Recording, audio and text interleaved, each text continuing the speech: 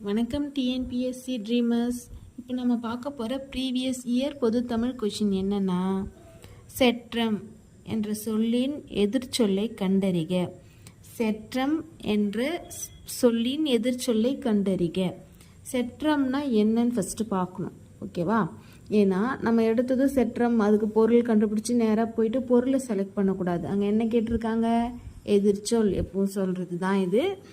நம்ம அதை நல்லா கொஷினை 2 வாட்டி படித்து பார்த்துட்டு நம்ம அவங்க பொருள் கேட்குறாங்களா இல்லை எதிர்ச்சொல் கேட்குறாங்களான்னு பார்க்கணும்.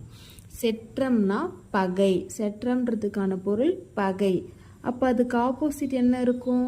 பகை. உனக்கு எனக்கு சண்டை. அப்போ அதுக்கு ஆப்போசிட் உனக்கு எனக்கு ஃப்ரெண்ட்ஷிப்.